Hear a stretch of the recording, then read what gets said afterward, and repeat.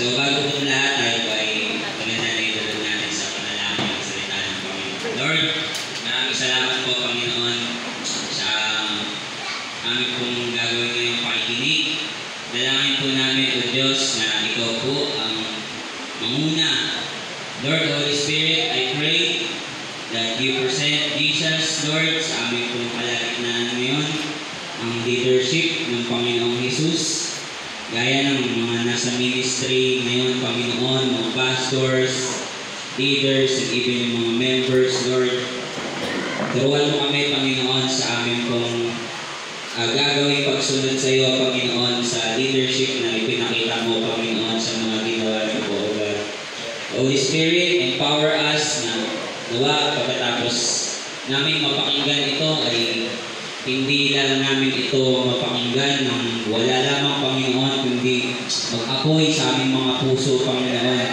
Yung pong aming gawin ito sa aming pong pag-uwi sa aming mga kanya-kanyang mga simbahan, Panginoon. Maraming salamat. Ito pong aming dalangin sa pangalan ng Panginoong Jesus.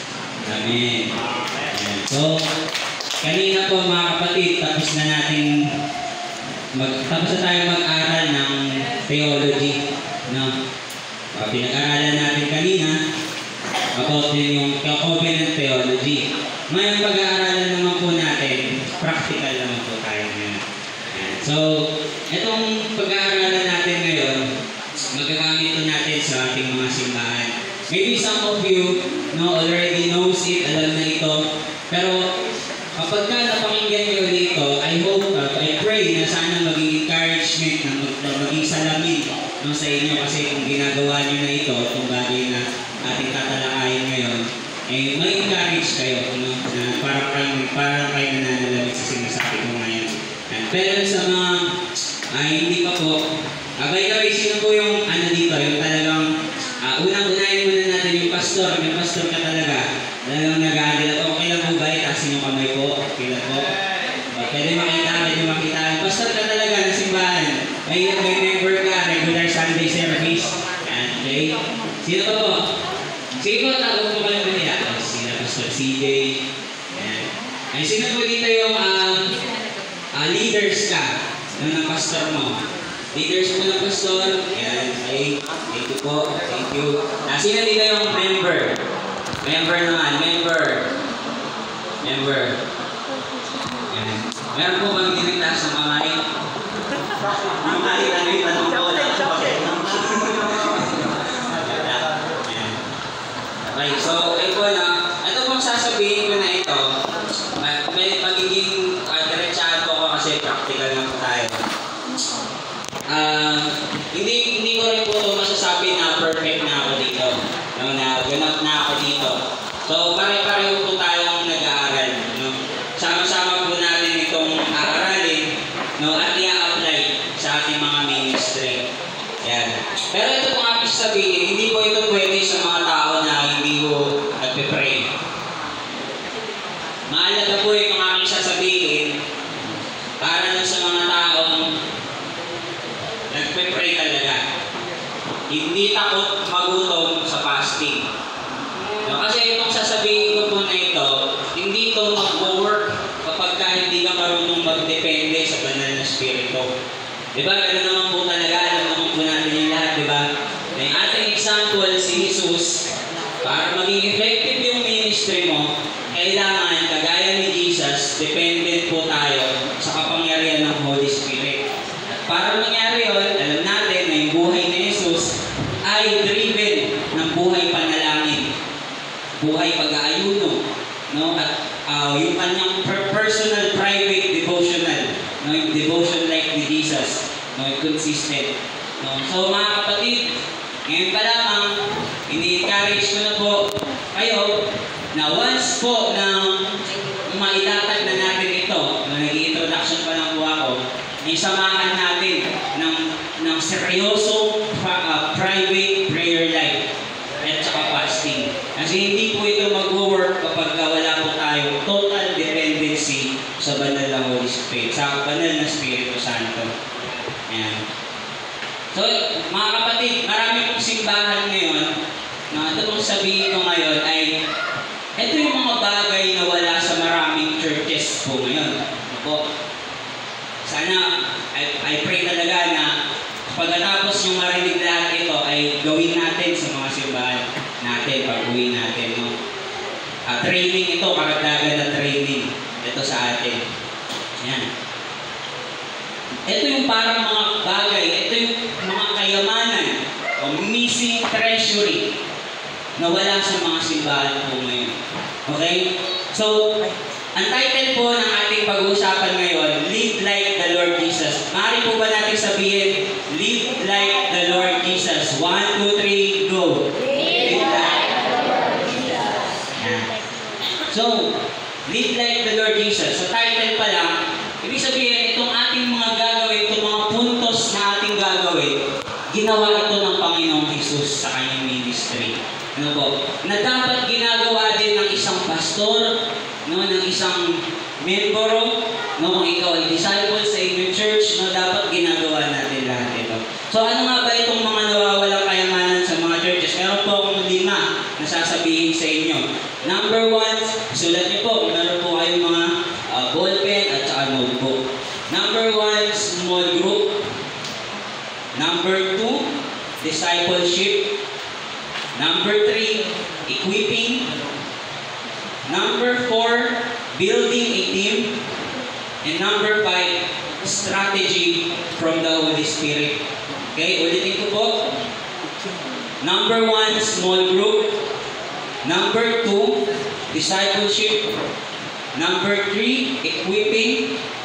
Number 4, building a team. And number 5, strategy from God. So let's dive in sa number 1, small group. Basahin po natin yung Luke chapter 6, verse 12 to 16. Luke chapter 6, verse 12 to 16. Kung nandiyan na po kayo, please say amen. Okay, so basahin po natin. 1, 2, 3, go. 6:12 to 16. Okay, 5, 6, 7, go.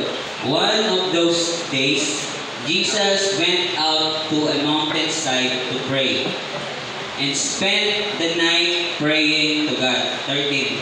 When the morning came, he called his disciples to him and chose 12 of them, whom he also designated apostles. Simon, whom he named Peter, his brother Andrew, James, John, Philip, Bartholomew, Matthew, Thomas, James, son of Alphaeus, Simon, who was called Zealot, Judas, son of James, and Judas Iscariot, who became a traitor. Yan. So, yun po yung small group ni Jesus, yung kanyang 12. Okay, mga kapatid, kung ikaw ay leader ng church, dapat meron din tayong small group na ginawa ni Jesus. Kung ikaw ay pastor, I encourage you na magbuo ka ng exclusive ng cell group. Or ang tawag nito sa iba ay cell group. Sa CCF, ang tawag nito sa kanila ay D group.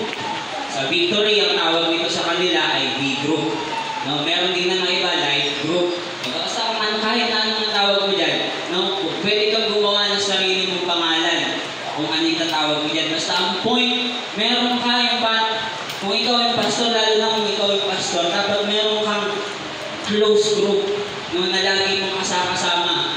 Ibig sabihin, ito yung mga tao na sinelect mo. No? Kagaya ni Jesus, nag-select. Okay? Pero bago niya gawin yun, ipinanalangin muna ni Jesus. No? So bago po tayo mag-select ng mga tao, gagawin natin small group. No? Or 3 to 12. Pwede tayo magsimula sa 3, no? Hanggang sa padagdag ng padagdag po yan. Pero, ang limit lang po niyan ay 12. Dahil, sa example ni Jesus, ginawa niya 12. Bakit? Kasi marahil ayun lang yung maximum na pwede natin, yung concentrated pa tayo na matututukan natin. No? Kasi pag masyado ng madami, hindi mo na matututukan yan kasi sobrang dami na nila. No, the lesser, the better. No, kung mas konti, mas maganda kasi tutok ka doon. Matututukan mo yung kanilang mga spiritual condition, personal life. Yan. So, yan, like Jesus. Yan. So, ginagawa po ba ito dati? No, ng So after po ni Jesus umakyat sa langit, yung pong early churches, no, meron silang tinatawag na dalawang kinds of gathering. Yung isa, large gathering doon sa temple court. And then yung small group gathering, ito na po yung sinasabi natin, yun yung sa bahay-bahay. Sa house to house. So, ayan, house to house church po sila. So, meron silang small group, and then meron silang large group. Ayan. So, sineselect po ito mga kapatid, no? Sineselect. At ikaw naman, kung member ka, no? Member ka sa church nyo, tapos napili ka ni pastor na sumama sa kanya, sama ka. Kasi, ibig sabihin nun, blessed ka kasi ikaw yung napili, no, na magiging disciple ng pastor mo or sino man yung magdi-disciple sa'yo. No? Sama ka kapag pinili ka na ng pastor mo. Yan. And then next, kagaya ng Panginoong Jesus, after nyung maselect itong mga to, no, nag-build siya ng relationship with them. So, hindi lang ito yung parang tapos mong sinilect, tapos hindi mo na sila papansinin. Kumbaga, wala yung init ng attention mo sa kanila. Diba? Parang kailangan mo lang sila sa tuwing mag-gathering kayo. Yung parang mararamdaman nila, kailangan na kami ni pastor pag gusto nyo mag-Bible study kami. Diba? Ganyan. So, hindi po, kailangan yung communication natin sa kanila, maramdaman na itong mga ating pinili, no, na nag-build tayo ng relationship sa kanila. Paano po gawin yun? No, paano mag-build ng relationship sa mga tao na ito, na ating pinili para gawin natin small group natin? Bago tayo, pastor, siyempre tayo mag-model niyan sa church, yung small group, no? Number 1, through constant communication sa messenger, text man yan. And then number 2, yung ating companion with them. Nang isama natin sila. Ito, kagaya nito, kung mayroong mga ganitong seminar, sasama natin sila. Kagaya ni Jesus, di ba yung mga disciples niya, lagi niya sinasama, ine-expose niya kung saan. Si Jesus pupunta doon, magpapagaling ng mga may sakit, maggagawa ng himala, nandun din yung disciples niya kasama. No? Kasama ni Jesus kahit saan sila magpunta. So, ganun din po yung gawin natin. No? And through that, mabibuild yung relationship natin sa kanila. And then, ipakita natin yung pag-ibig. No? Kapag meron na tayong mga tao, no? Ipakita natin yung pag-ibig natin sa kanila. Iwasan natin yung favoritism. Kasi, ito mga yan, iba-iba po kasi na ugali yan. Diba? Pagka, na-build mo na, meron ka ng palagay natin, may 5 ka na. 5 ka ng tao. Iba-iba na ugali yan. Minsan may mag-iikitan yan sa loob, di ba? Magkakasilipan yan eh. Minsan, pag nag-meeting kayo, magtatalo-talo yan, magpapagalingan. Di ba? May suggestion siya, tapos yung isa meron din siyang mas magandang suggestion, di ba? Parang gano'n, mag-aaway-aaway. Parang nandun yung conflict nila, mararamdaman mo yung conflict nila. Di ba? Kaya, yung gagawin natin, huwag kang mag-show ng favoritism. Naalala, nangyari din yan kay Jesus. Di ba? Sabi ng dalawa, Lord, sa harap ng mga maraming disciples, itong dalawa na to, sabi nila, Lord, kapag ka naghari ka na, gusto ko uupo kami doon yung isa sa kanan mo, kasi yung isa doon sa kaliwa. Diba? Gusto nilang maghari kasama ni Jesus. Ngayon, yung mga ibang disciples nagalit sa kanila. Diba? Sinaway sila, upo kayo. Diba? Ganyan, nag-away-away sila. Kaya, sinaway ni Jesus yun, yung ganong atmosphere, yung ganong kaugali, no? Hindi ganyan ang dapat yung maging kaisipan. No? So, kung in-accept ni Jesus yun, di ba, ay pinakita niya na meron siyang favorite. Yung dalawa. O sige, ikaw na mag-uupo ka sa kanan ko, siya naman uupo sa kaliwa ko pag naghari na ako. Eh, paano yung iba? Di ba? So, doon nagpakita na siya ng favoritism. No? Pero hindi yun yung ginawa ni Jesus. No? Kaya iiwasan, kailangan pagka meron na tayong small group, pantay-pantay yung ating mga trato sa kanila. Kapag binigyan mo ng tinapay yung isa, dapat meron yung lahat. No? Pag binigyan mo, mayaman ka, binigyan mo ng kotse yung isa, dapat may kotse lahat sila. Diba? Yan. And then, next. Bakit kailangan po natin i-model? Kasi si Jesus mismo ginawa niya. No? Minodel ni Jesus yung 12 disciples. No? Kaya tayo mga pastor, leaders, no, kailangan din tayo mag-model ng cell group sa loob ng church. So, na ito, ano po yung number 1? Small group. discipleship. So, Matthew 28, 18 to 20.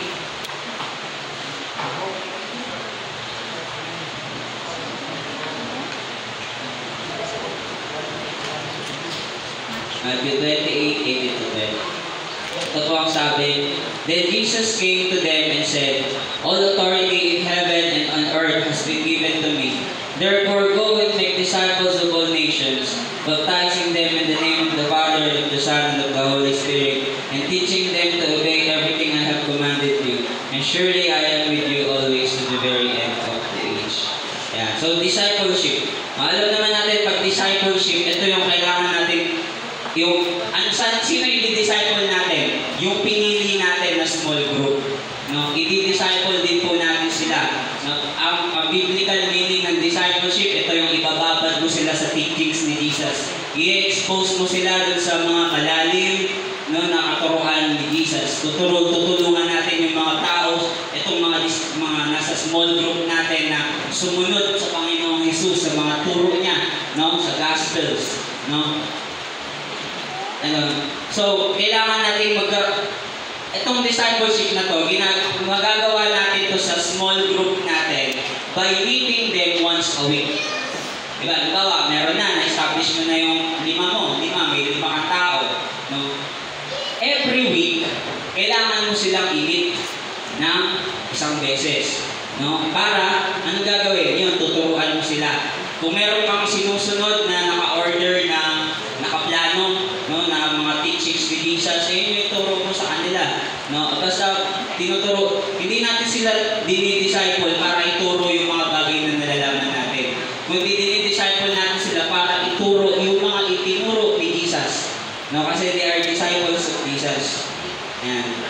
So yun po mga kapatid. Number 2, discipleship. Ano yung number 1? Small group. Number 2, discipleship. And next, equipping. Ayan. Ephesians 4:11 to 12.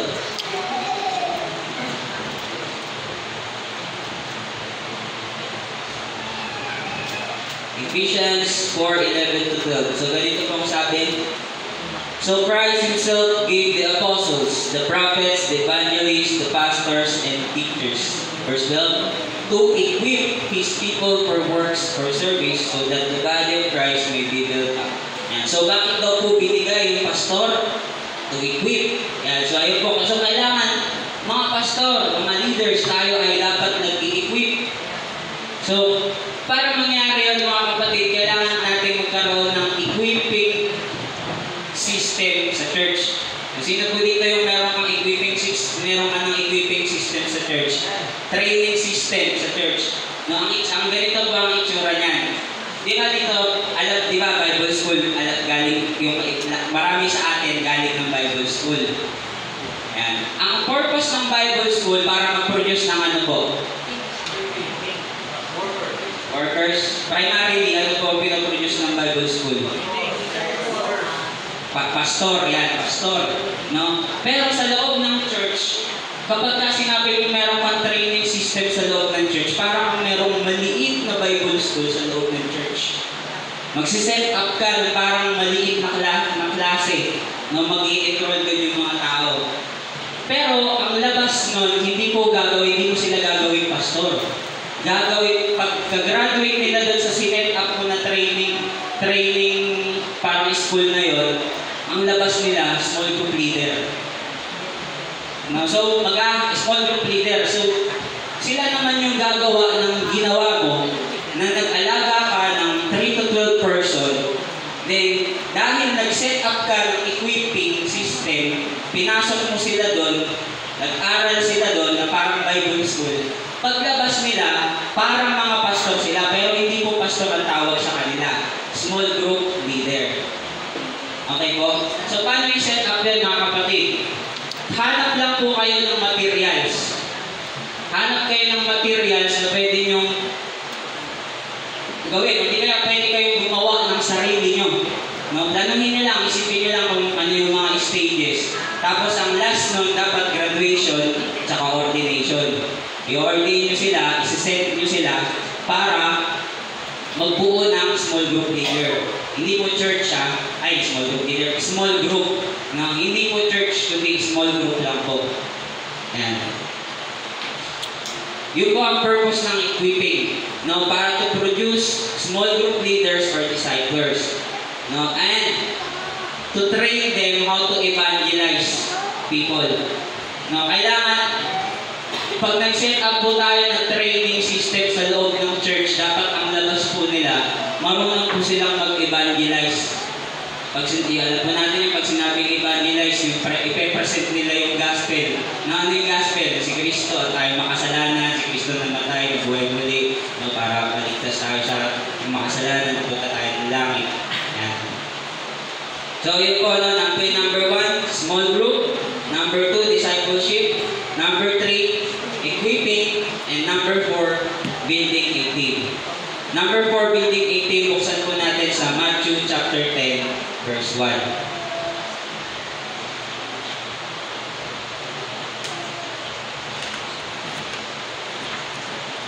Matthew chapter 10, verse 1. Ito po ang sabi, Jesus called His disciples to Him and gave them authority to drive out impure spirits and to heal every disease and sickness. Yan. So si Jesus, nag-build po siya ng team, no? Para ano po ang purpose? Para yun po yung gagalaw sa simbahan. Yun po yung gagalaw sa ministry ng malaki, no?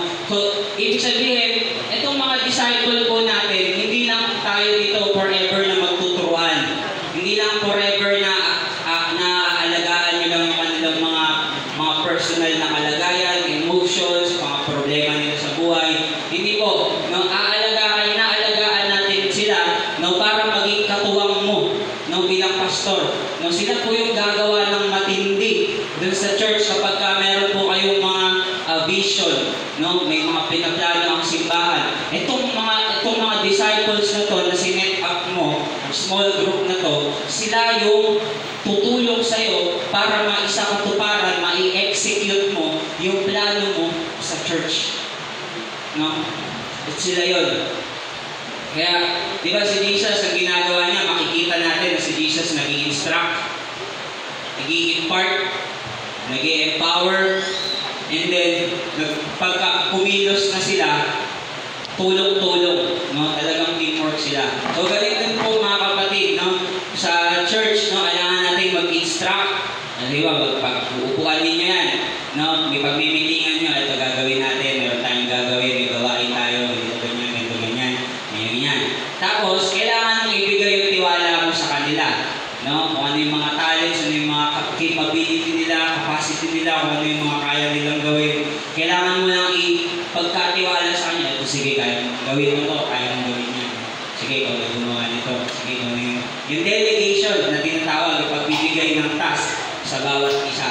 No? And then release them, no? Send them out, release them. Hayaan mo sila na gumawa, no? Ma-empower sila. Yung ganun po ang pag-empower, mga kapatid. Yung hinahayaan mo silang kumilos. No? Lalo na humahanga po ko sa mga kababaihan sa simbahan. Matitindi po ang mga kababaihan sa simbahan kapag in-empower mo sila. No? Kapag hinayaan mo sila yung gumalaw, no? Matitindi. Hindi mo inaasahan na tulong, sila po yung makakagawa nun, no, sa church, yung mga babae po. Kaya pag may mga babae po sa church, mga pastor, i-empower po natin sila, hayaan natin na sila yung willing din naman po sila, mga kapatid, magpagamit sa Lord. Yan. And then, mahalaga po yung teamwork sa pagbibuild po ng team, mga kapatid. Kasi minsan, yung team, nandyan yan, no? Alam nila na team sila, pero hindi nila alam yung teamwork. Alam nila, team kami, magkakasama kami. Pero hindi nila alam, kailangan mo silang i-push, i-motivate, no? Bigyan mo sila ng apoy para kumilos na ito. Dapat may teamwork tayo, dapat, wala tayong tao. Di ba? Wala tayong tao sa church. Sinong paglilingkuran nyo kung walang tao sa church? Kaya ngayon ministry. Kasi dalawang pinaglilingkuran natin dyan, tao at Diyos. Sino paglilingkuran natin kung walang mga tao? Diba? Kaya sinabi ko sa kanila ng time na yun, kailangan natin magkatao. No? Kasi yung ministry natin, baliwala yan. Wala tayong pinaglilingkuran. Kaya kailangan natin mag-invite, kailangan natin mag-evangelize.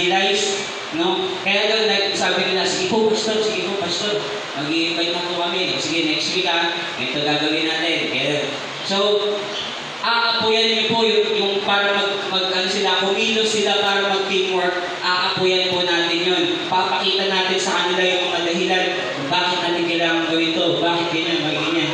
No? I-motivate natin sila para gumawa. At mas mapapadali po, imagine niyo po kung wala kang team, tapos ikaw lang mag-isa. Di ba? Kaya kailangan po natin mag-build ng small group, i-disciple sila, i-equip, gawin silang team, and then last, yung mag-i-strategize kayo. No? Strategy. Sabihin po natin, strategy. Yan. May mga strategy, kapatid, na ginagawa ang ibang pastor na galing sa sarili nilang talino, galing sa flesh, no? Galing sa sarili nilang kakayahan, abilidad.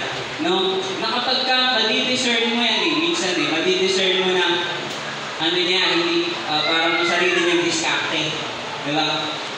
Pero tayo mga kapatid, ang gagawin natin, pero by the way, biblical po ba yung strategy? No?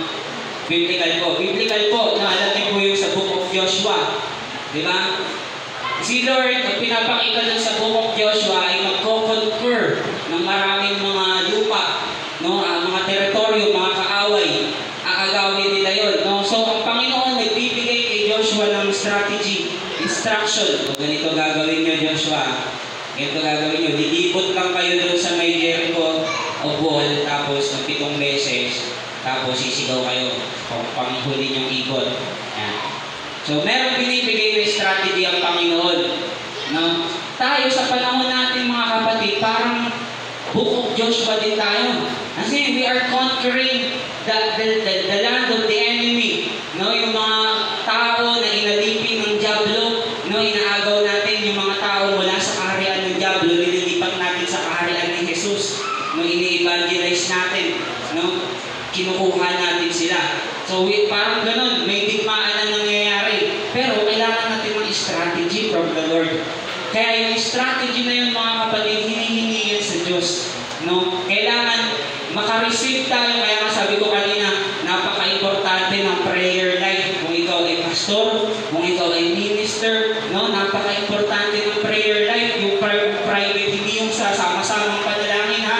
Yung personal, yung magkukulong ka sa kwarto, mananalangin ka. Kasi doon mo marireceive yung instruction ni Lord.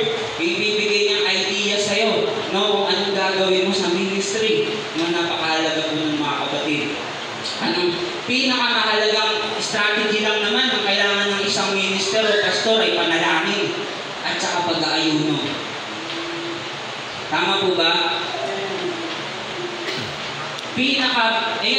Kung meron kang i-consider na strategy na pinakamagaling ay walang iba, kundi yun munang panalangin at saka pag-aayuno, fasting and prayer. No?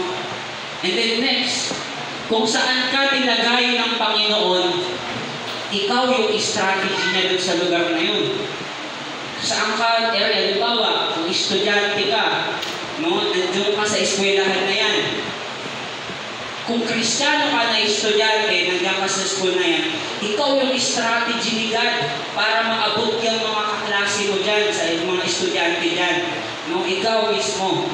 Kung ikaw ay nasa trabaho, nagtatrabaho ka, no? Ikaw din yung strategy ni Lord dyan sa pinagtatrabahoan mo na yan para ma-reach out yung mga katrabaho mo.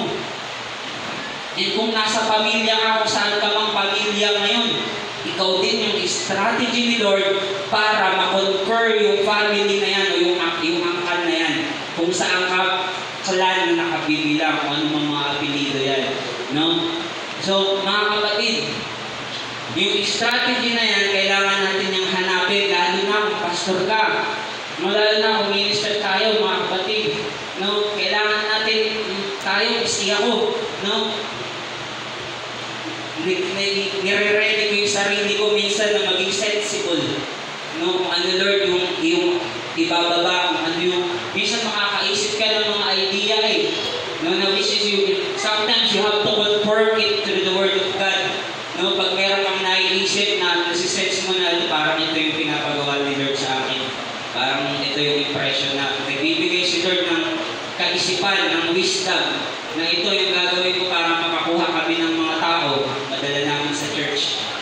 Diba? So, summarize mga kapatid. Ano nga po ulit yun? Mga 5 na ating dapat ginagawa. Number 1, Small group. number 2, Disciple. number 3, Weeping. number 4, Building a team. number 5, Strategy. yan, strategy from the Holy Spirit. Huwag niyo pong tatanggalin yung kadugtong. Hindi po mahalaga yung strategy natin. No? Alam ko, magaling tayo, may iba sa atin, pero mas mahalaga yung strategy ni Lord. Kasi kahit anong strategy, kahit anong galing mo, kung hindi yan kalooban ng Panginoon, no, hindi, diba? Naalala niyo si Gideon, naalala ko tuloy si Gideon. Diba? Yung marami sila. Iwalay, hanggang sa naging 300 na lang sila. Kasi baka daw magtiwala sa dami. Baka masabi nila na kaya sila nanalo ay dahil sa dami nila. No, pero binawasan sila ng Panginoon. Iwalay mo yung mga umiinom na parang inom aso. Tapos, natira 300. Yun na yung pinadala ng Panginoon. Konti lang sila. Pero yung 300 na yun, wala pa yung ginawa. Diba? Alam natin na nagpatayan yung mga kalaban nila. Yung 300, wala silang ginawa. Nanonood lang sila nagpapatayan yung mga kalaban. Yun yung strategy na galing kay Lord, mga kapatid. Amin po ba? Amen. So, mga kapatid, kailangan natin yung mga tinuro ko po na yun, yung 5, small group, discipleship, equipping, building a team, strategy from God. Hindi po yan mag-work, mga kapatid, kahit gano'n tayo ka-master sa paggawa niyan, kahit alam natin yung mga pasikot-sikot detalye niyan, kung wala kang dependency sa banal na spirito, wala kang prayer life, hindi ka nag-aayuno, hindi ka nag-fasting, mga kapatid. Kaya matindi yung kailangan na kagaya ni Jesus na ating leader, no, na ating best example. Kailangan natin ng matinding panalangin, mga kapatid. Prayer and fasting kahit once a week. Meron kang schedule ng prayer and fasting. No, every week maglaan ka, or kung kaya mo 2 days mag-fasting ka. No? Basta importante kung lalo na kung pastor ka. Mga kapatid, huwag mong iwawala yun. Yung lalo na yung araw-araw na pakikipag-wiig sa Panginoon. Mga kapatid, miski ako, struggle. Dumadaan ako sa time na struggle na yan. Pero alam niyo, pagka naiisip ko yung pangangailangan ng ministry, ang hirap sa ministry, tama po ba mga pastor? Mahirap sa ministry lalo na kapag nag-uumpisa. Pag pioneering ka, no? Walang umaattend. Minsan, may umaattend. Minsan, nandun yung sakit ng kalooban at parang disappointed. Minsan, discouraged ka. No? Kaya, anong dahilan para hindi tayo manalangin? Para hindi tayo mag-ayuno? No? Anong dahilan para hindi ka magdepende sa banal na spirito? Kaya yun yung hamon ko sa ating lahat, mga kapatid. No? Kung ikaw naman ay member, applicable dito sa'yo. Kung kahit hindi ka pastor, applicable dito sa'yo. No? Yung prayer life at saka yung fasting, no? Gawin mo din yan, kapatid. At magpasakop ka sa iyong pastor. Amen? So tayo lahat, tayo po yung manalangin.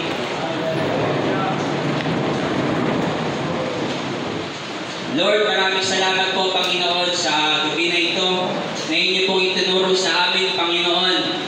Ang inyo pong example, Lord Jesus, na ginawa niyo po sa Bible, Lord. Thank you, Lord. Tulungan niyo po kami na mag-set up ng small group. Tulungan niyo po kami, Lord, sa discipleship, sa equipping, Lord, na makahanap kami ng mga materials na aming i-apply sa church, Lord God, para mag-produce ng mga small group leaders, Panginoon, na mag-aalaga din ng mga disciple. Gayon din, Lord, ang pag-build ng team, Lord. Help us, Lord, lahat ng mga pastor po na nandito, Panginoon, na makagawa sila ng mga team, Lord, na nanggagaling sa iyo, Panginoon. Nagagawa ng matindi, tutulong sa kanila, Panginoon, upang magtagumpay ang iyong gawain, Panginoon, O God. And even sa mga members, Lord God, na hindi lamang sila, Panginoon, simba, uwi, Panginoon, kundi, Lord, dumating yung time, Lord, na tumugon sila sa tawag ng kanilang pastor. Kapag sila ay pinili at tumulong sa kanilang mga pastor, Panginoon, sa oras na ito, O God. In Jesus' name, Lord God, we pray. Thank you, Lord. And also, Lord, we need, Lord, the strategy from you, O God. Lord, hindi kami mananangan sa aming sariling mga estratehiya, sa aming mga sariling diskarte, Panginoon, kundi, Lord, we will depend, Lord, in your action, O God.